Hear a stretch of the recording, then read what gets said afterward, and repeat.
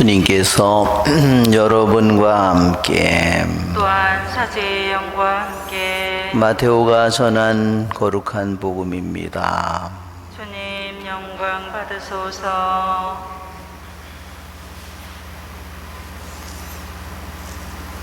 예수 그리스도께서는 이렇게 탄생하셨다.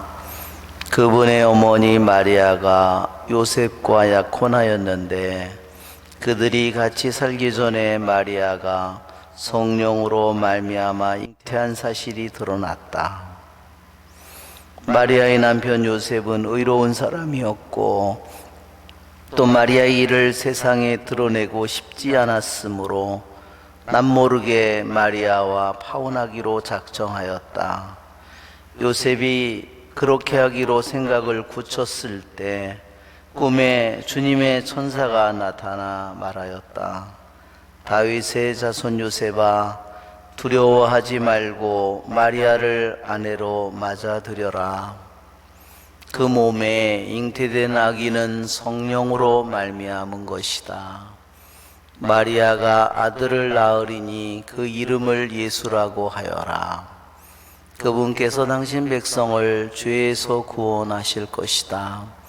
주님께서 예언자를 통하여 하신 말씀이 이루어지려고 이 모든 일이 일어났다. 곧 보아라, 동정녀가 잉태하여 아들을 낳으리니 그 이름을 임마누엘이라고 하리라 하신 말씀이다. 임마누엘은 번역하면 하느님께서 우리와 함께 계시다는 뜻이다. 주님의 말씀입니다. 그리스도님 찬미합니다.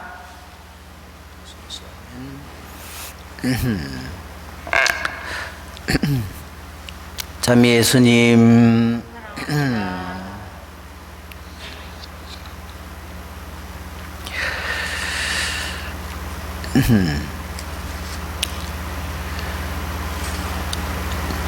어제 우리 1월 1일 성경 읽기를 했을 때 창세기 1장, 2장, 3장을 읽죠. 오늘 그 3장 어제 읽은 그 말씀이 다시 오늘 우리 독서의 말씀에서도 듣습니다.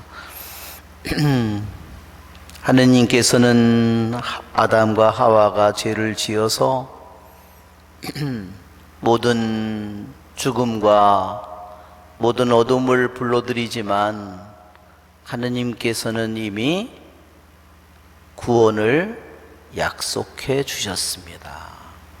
그것은 참으로 놀라운 일입니다. 여자와 뱀과 사이에 원수 관계를 하느님께서 맺어 주셨습니다. 우리의 번역에는 적개심을 일으키리라고 했지만 그것은 여자와 뱀과의 원수 관계입니다. 그래서 뱀은 그 여자의 후손의 발 뒤꿈치를 물겠지만 그것은 무엇을 의미하냐면 예수님의 죽음을 의미합니다.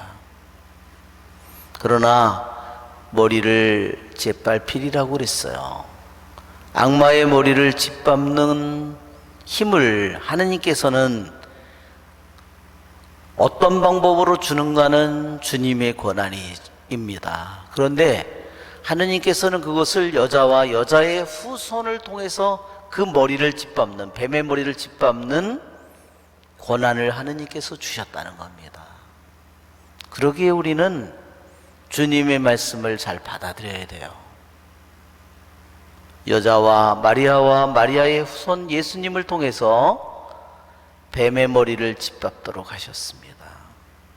그래서 우리들이 악습과 싸워서 이기려면 우리들도 성모님께 우리들 자신의 뜻과 마음과 우리들의 모든 뿌리 깊은 우리의 죄와 모든 것을 성모님께 봉헌하고 성모님을 통하여 뱀의 머리를 짓밟는 힘을 우리들 모두가 받기를 바랍니다.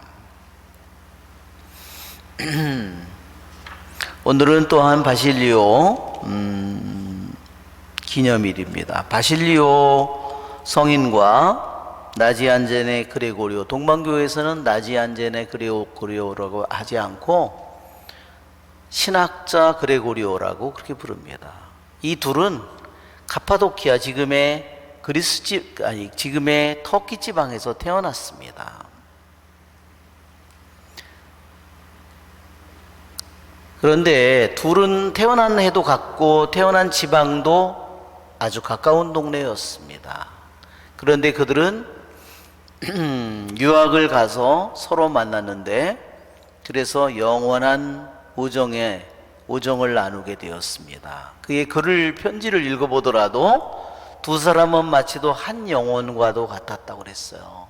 공부를 하는데, 경쟁을 하는데 시기심과 질투심이 하나도 없었답니다. 왜 그럴까요?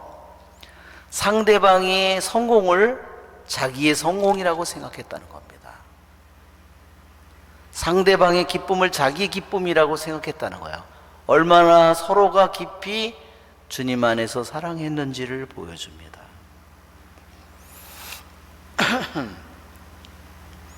바실리오 성인은 특히 대바실리오라고 불립니다. 성인 가운데서 대자가 붙은 사람은 몇 명 되지 않습니다. 왜 대바실리오일까? 바실리오 성인의 형제들은요 9명이었습니다. 부모님이 9 자녀를 뒀는데요, 이 가족에서 몇 명의 성인이 나왔는지 아십니까? 바실리오 가족에게서요 5명의 성인이 나왔어요. 그리고 3명의 주교가 나왔습니다.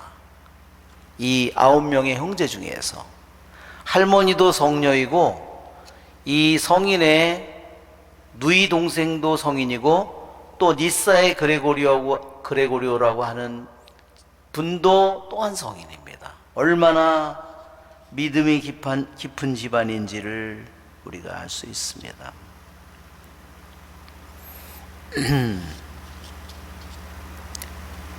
바실리오는 원래 아테네, 이집트의 알렉산드리아, 또는 정말 그 당시에 최고의 학교에 가서 교육을 받았어요. 아주 부자였습니다. 그렇지만 예수님을 깊이 받아들이지는 않았답니다.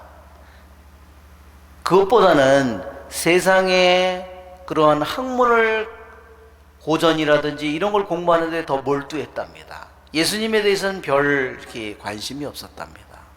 그런데 그를 결정적으로 이끈 것은 뭐냐면, 자기 집안에 9 형제 중에서 가장 집안에서 똑똑한 동생이 있었는데, 그 동생이 갑자기 죽었습니다.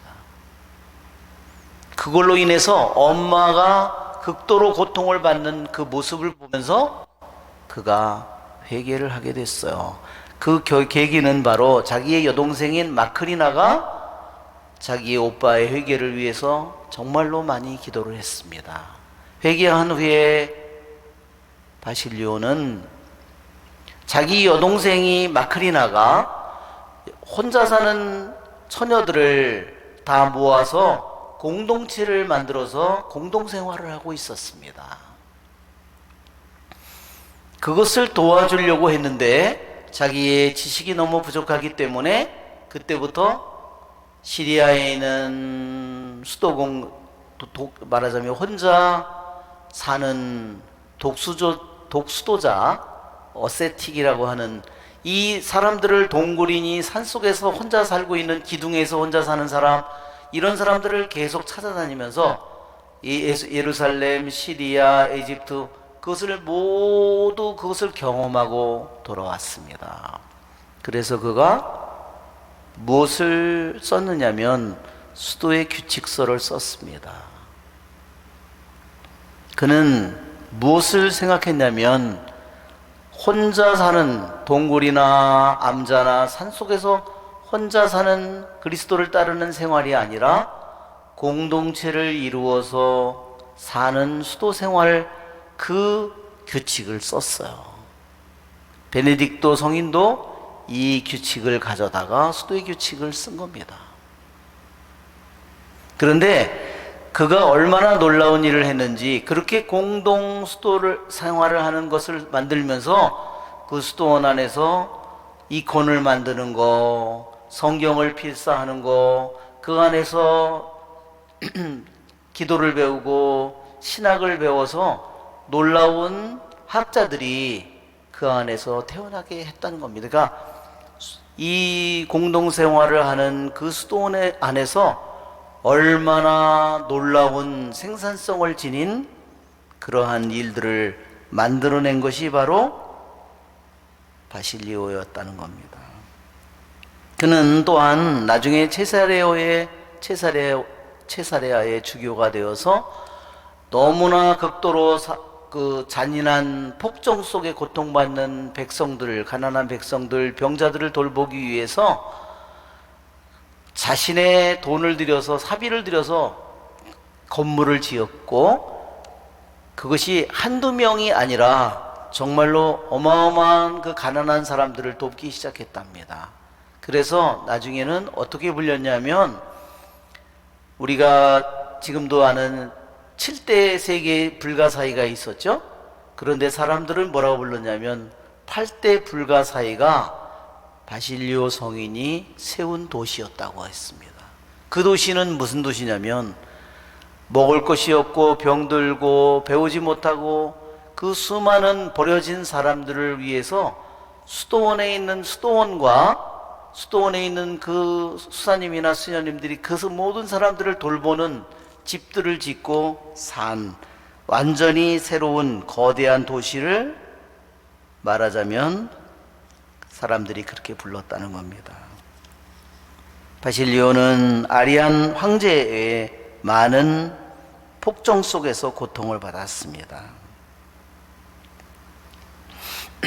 아리안 황제는 자기의 권력을 이용해서 자기 밑에 있는 수많은 사람들을 통해서 이단인 아리안으로 바실리오를 말하자면 개종시키려고 애를 무지하게 썼습니다. 수많은 뇌물로 유혹을 했고, 수많은 사람들을 보내서 협박을 했고, 모든 재산을 압수하겠다고 협박을 했고, 추방을 하겠다고 했고, 그러나 바실리오는 꿈쩍도 하지 않았답니다.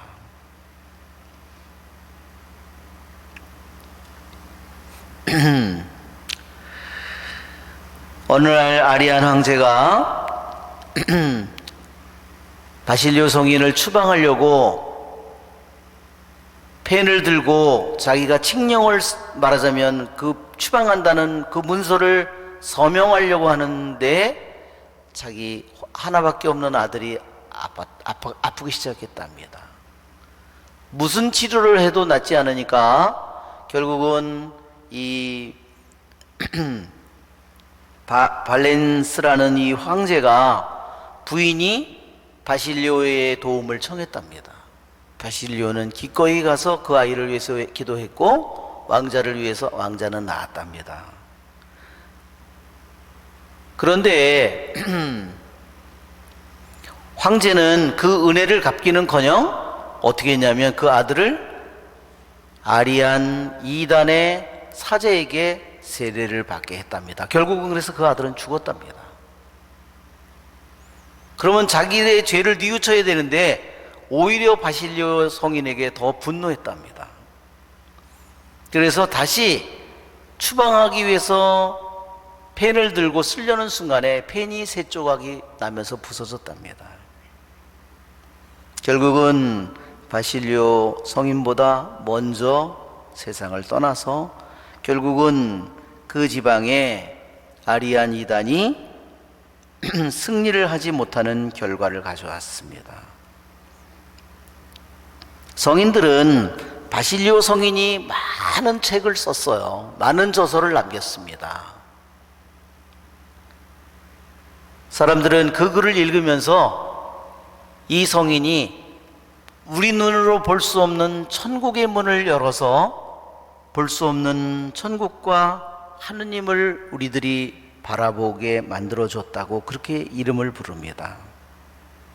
그의 그림을 보면 성인을 그릴 때 그는 펜을 들고 있는 그런 그림이 나오는데 많은 저작을 썼기 때문에. 그런데 바실리오 성인은 그렇게 얘기했답니다. 내 머리로 생각을 해서 그 글들을 쓴 것이 아니다. 나는 펜을 들었지만 그 글을 쓴 것은 누가 썼는지 나는 모른다 그랬답니다. 그래서 성화에 보면 천사가 펜을 들고 있습니다. 그것을 들고 있는 것은 성인이지만 그것을 움직인 것은 천사이고 성령이라는 뜻입니다. 우리의 좋으신 주님을 찬미합시다.